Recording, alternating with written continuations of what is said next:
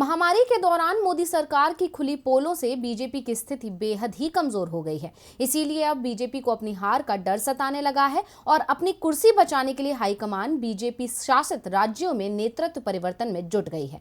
उसी कड़ी में अब गुजरात के सीएम रूपाणी ने भी अपने पद से इस्तीफा दे दिया। बीजेपी में हुए एक और इस्तीफे के बाद से सियासी गलियारों में हलचल बढ़ गई है और बीजेपी के इस नेतृत्व परिवर्तन के खेल को लेकर विपक्ष अलग अलग दावे कर रहा है। देखिए रिपोर्ट। गुजरात में चुनाव के 15 महीने पहले सीएम विजय रूपाणी ने इस्तीफा दे दिया। हालांकि इस्तीफे के दौर की शुरुआत उत्तराखंड में सीएम बदलकर हुई थी, लेकिन उत्तराखंड में फेरबदल का दौर अभी थमा नहीं है। हाल ही में उत्तराखंड की राज्यपाल बेबी रानी मौर्य से इस्तीफा लिया गया और उससे पहले वहां 3 सीएम बदले गए। उत्तराखंड के अलावा कर्नाटक में भी नेतृत्व परिवर्तन किया गया। पिछले कुछ महीनों में हुए इन फेरबदल से एक बात तो साफ है कि बीजेपी के अंदर कुछ भी ठीक नहीं चल रहा है और चुनाव से पहले पार्टी डैमेज कंट्रोल में लगी हुई है। वहीं विपक्ष का इस पर कुछ और ही कहना है। गुजरात में सीएम के इस्तीफे के बाद अब इस पर सियासत भी शुरू हो गई है। विपक्षी दल इसे राज्य में बीजेपी की नाकामी छुपाने का एक तरीका बता रहे हैं।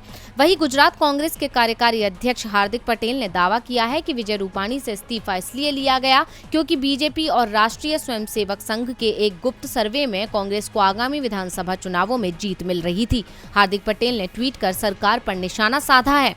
मुख्यमंत्री रूपाणी को बदलने का प्रमुख कारण अगस्त में आरएसएस और भाजपा का गुप्त सर्वे चौंकाने वाला था। कांग्रेस को 43% वोट और 96 से 100 सीट, भाजपा को 38% वोट और 80 से 84 सीट, आप को 3% वोट और 0 सीट, मीम को 1% वोट और 0 सीट और सभी निर्दलीय को 15% वोट और 4 सीट मिल रही थी। इसके अलावा हार्दिक पटेल ने एक और ट्वीट कर कहा कि ये फैसला गुजरात की जनता को गुमराह करने के लिए लिया गया है, लेकिन असली परिवर्तन अगले वर्ष चुनावों के बाद आएगा, जब जनता भाजपा को सत्ता से उखाड़ फेंकेगी। अब हार्दिक पटेल की बात में कितनी सच्चाई है ये तो आने वाला वक्त बताएगा, लेकिन एक के बाद एक बीजेपी शासित राज्यों में हो रहे फेरबदल ने बीजेपी के डर को तो उजागर कर दिया है। लेकिन पार्टी के ये दांव पेच कामयाब होंगे या नहीं, ये देखना दिलचस्प होगा।